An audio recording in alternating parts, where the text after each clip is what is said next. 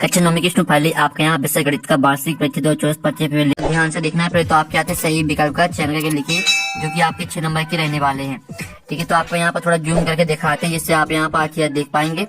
तो आप यहाँ पर देख लीजिए, जो आपके यहाँ पर दिया गया सभी परिमेय तथा अपरिमेय संख्याओं को एक साथ लेने पर प्राप्त संख्याओं का संग्रह होता है।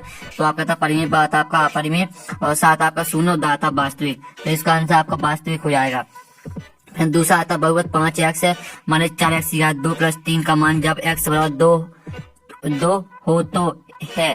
तो इसका आपका आ ऑप्शन आता 10 और बात आपका -3 और साथ आपका 12 और दाता 3। तो इसका आंसर आपका -3 हो जाएगा। ठीक है, फिर आपका तीसरा आता बिंदु -3 2 किस चतुर्थांश में स्थित होगा। तो जो आपके यहाँ बिंदु दिया गया -3 और 2, आपको यह बताना है कि यह किस चतुर्थांश में स्थित रहेगा। तो यह रहेगा आपका द्वितीय चतुर्थांश में। ठीक है, फिर आपका यहाँ पर चौथा आता है समांतर ax प्लस by प्लस सी बराबर 0 के रूप के समीकरण को कहते हैं। तो जो आपका समीकरण दिया गया आपको यह बताना है किस प्रकार का समीकरण है। तो ये आपका 2 चरण वाला रैखिक समीकरण है। ठीक है, पांचवा आपका आता है सभी प्रेक्षणों का योग बटे प्रेक्षणों की कुल संख्या बराबर। तो इसका आपका ऑप्शन आता माध्यक, बात आपका बहुलक और साथ आपका माध्य और दाता परास।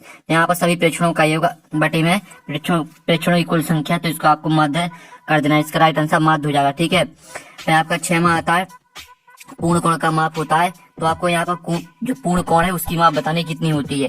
तो यहाँ पूर्ण कोण की माप होती है आपकी 360 डिग्री। ठीक है, तो इस तरह से आपके यहाँ पर जो सही विकल्प वो कंप्लीट हो जाते हैं। और साथ ही यहाँ पर इंग्लिश से मीडियम के स्टूडेंट देख लीजिएगा, पहले का आपका डी करेक्ट आंसर रहेगा, दूसरे का आपका यहाँ पर डी करेक्ट आंसर रहने वाला है। ठीक है, और जो तीसरा है तो तीसरे का आपका जो करेक्ट आंसर रहेगा वो आपका बी हो जाएगा। ठीक है, और जो आपका चौथा है तो चौथे का आपका ए करेक्ट आंसर रहने वाला है। ठीक है, और फिर 5वां आपका आता है, 5वें का आपका यहाँ पर करेक्ट आंसर सी हो जाएगा। ठीक है, और 6वें का आपका करेक्ट आंसर यहाँ पर सी रहेगा 360 डिग्री। अब चलिए आपके आते प्रश्न 2 रिक्त स्थान पूर्ति अगर लिखिए जो कि आपके 6 नंबर के रहेंगे। तो पहला आता है एक डॉट डॉट संख्या का दशमलव प्रतिशत शांति अनवसानी तथा आवर्ती होता है। तो पहला आपका क्या हो जाएगा स्टूडेंट, पहला आपका यहाँ पर रहेगा परिमेय संख्या। ठीक है, एक परिमेय संख्या, इसका आंसर आप यहाँ पर लिख लीजिए, एक परिमेय संख्या का दशमलव प्रतिशत शांति अनवसानी तथा आवर्ती होता है। फिर दूसरा आता है बहुपद x की घात 2 माइनस x की घात 2 प्लस 1 में x2 गुणांक डॉट डॉट है। तो आपका x2 गुणांक -1 हो जाएगा। ठीक है, और जो आपका यहाँ पर दिया गया है तीसरा बिंदु 7 माइनस 6 की कोटि का मान डॉट डॉट है। तो यहाँ बिंदु 7 माइनस 6 की जो कोटि का मान है वो है आपका -6। ठीक है, आपका यहाँ पर भुज का मान 7 दिया गया, कोटि का मान -6 है। ठीक है, तो -6 आपका हो जाएगा कोटि के मान। फिर आपका चौथा आता समीकरण x बराबर a का आलेख y अक्ष के समांतर। ठीक है, y अक्ष के समांतर एक सरल रेखा होता है। तो इसका आंसर आपका समांतर हो जाएगा। फिर आपका 5वां आता आंकड़ों को आरोही या आरोही क्रम में व्यवस्थित करने पर मध्य पद डॉट डॉट कहलाता है। तो यहाँ पर आंकड़ों को आरोही या आरोही क्रम में व्यवस्थित करने पर मध्य पद आपका माध्यक कहलाता है। ठीक है, माध्यक आपका यहाँ पर राइट आंसर हो जाएगा। और जो आपका यहाँ पर दिया गया 6वां अर्धगोले का आयतन डॉट डॉट होता है। तो यहाँ पर अर्धगोले का आयतन होता है, ठीक है, 2/3 पाई आर स्क्वायर एच। ठीक है, ये आपका यहाँ पर होता है अर्धगोले का आयतन। ठीक है, तो इस तरह से आपके यहाँ पर रेगिस्तान यहाँ पर कंप्लीट हो जाते हैं। ठीक है, पहले का आंसर आपका परिमेय संख्या रहेगा, दूसरे का आंसर आपका -1 रहेगा, तीसरे का आंसर आपका -6, चौथे का आंसर आपका समांतर, 5वें का आंसर आपका माध्यक और 6वें का आंसर रहेगा आपको 2/3 पाई आर स्क्वायर एच। ठीक है, और साथ ही यहाँ पे इंग्लिश मीडियम के स्टूडेंट भी देख लीजिएगा। प्रश्न 3 आता सत्ता का चयन करके लिखिए जो कि 6 नंबर के रहेंगे। तो पहला एक परिमेय संख्या का दशमलव प्रसार या तो शांत होता है या अनवसानी आवर्ती होता है। तो पहला आपका बिल्कुल यहाँ पर सत्य रहेगा। फिर दूसरा आपका आता है एक बहुपद का शून्य सदस्य शून्य होता है। तो आपका यह असत्य हो जाएगा। ठीक है, दूसरा आपका असत्य रहेगा।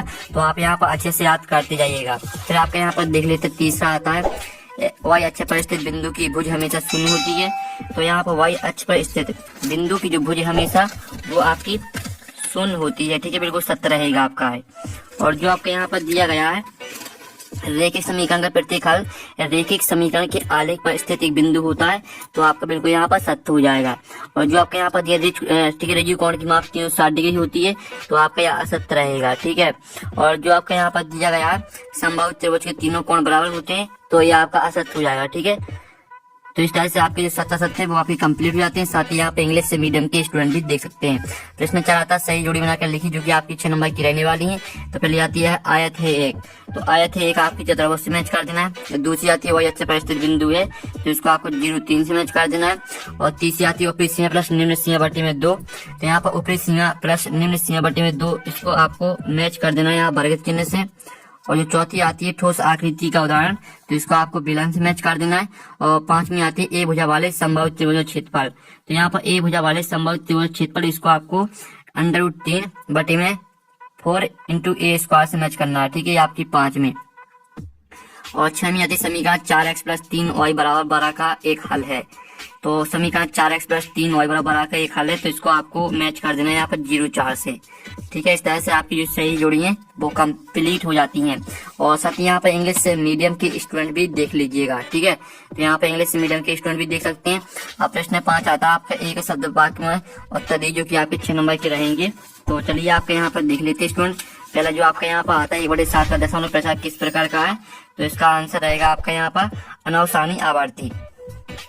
ठीक है, आप यहाँ पर देखिए अनवसानी आवर्ती, ये आपका यहाँ पर राइट आंसर हो जाएगा। ठीक है, और जो आपका यहाँ पर दूसरा आता है ऐसा बहुपद जिसमें केवल एक पद होता है क्या कहलाता है, तो यहाँ पर ऐसा बहुपद जिसमें केवल एक पद होता है एक पदीय बहुपद कहलाता है। ठीक है, एक पदीय बहुपद, ये आपका यहाँ पर राइट आंसर रहेगा।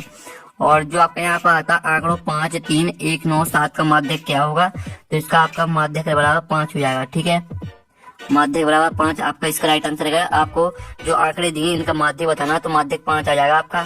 और जो आपके यहाँ पर दिया गया वह जीवा जो वृत्त केंद्र से होकर जाती है क्या कहलाती है, तो वह जीवा जो वृत्त केंद्र से होकर जाती है आपकी व्यास कहलाती है। ठीक है, व्यास आपका यहाँ पर राइट आंसर रहेगा।